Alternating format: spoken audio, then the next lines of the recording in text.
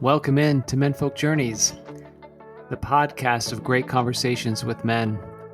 I'm your host, Chris Foster, and we're going to explore how we wear this beautiful and confusing mantle of manhood in the 21st century. Look, I get it.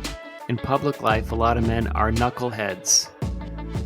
But in private life, we can be thoughtful and we can be reflective if we have the right conversation, if we feel comfortable talking about our story. And we all have a great story to tell. And we can all learn from those stories. We can learn about who we've been, who we are, and who we want to be. And that's why I was so happy to have that conversation with my friend Michael. If you did not listen to episode 3, please listen to that one first. It's important if you're going to listen to this one. This is kind of a half episode.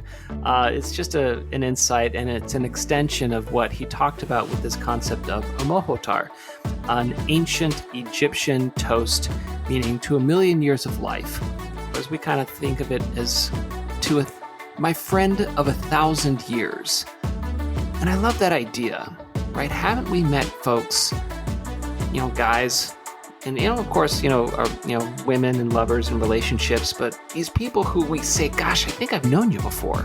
Why is it that we strike up these friendships that are so meaningful and deep, and they've happened throughout history? And so maybe we knew each other in a past life. Even if you don't believe in that and don't think that we go through that, that's okay. But isn't it nice to think that that could be true? There's a wonderful book called The Years of Rice and Salt by Kim Stanley Robinson. And his characters go through the Bardo, which is this way station between lives, together as a cohort. And I love that idea. So I wrote a poem as a reflection of deep and abiding, persistent friendship. It's called Amohotar.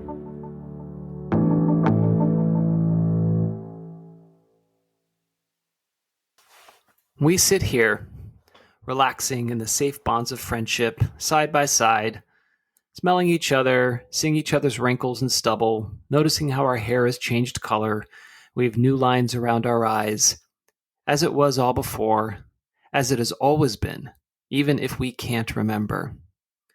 Like that time in 31 when we hopped the boxcar and lolled back and forth with the rail car's sway, glad to be out of the rain, going from St. Louis to Kansas City, looking for work. And then 7 years later, you clipped me with your elbow when we were sitting on that girder high above New York City. You made me flinch, so I said, "Fuck you." You laughed and gave me half of your bologna sandwich that Mabel made for you. I opened up my lunch pail and shared my tuna salad that Ginger made for me.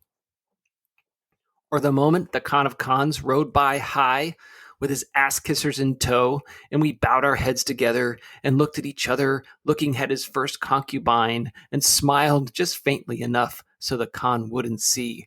Or that crazy night at the Oblong Club when your wig tilted off your right ear, sliding down over your painted mole when you tried to snuff for the first time and you blew it all over Lord Shitball's cravat. Across the years and spaces and places, we have been with each other time and time again. You are Amohotar, my friend for 1,000 years. We've built bridges, fought wars, got drunk, scrapped and wrestled, seen our sons and daughters grow old, suffered sadnesses and rejoiced in joys, together again and again, time and again. You are Amohotar, my friend for 1,000 years. I look into the future and ahead. I look into the past and back. For always and for all times, the strength of the pack is the wolf, and the strength of the wolf is the pack.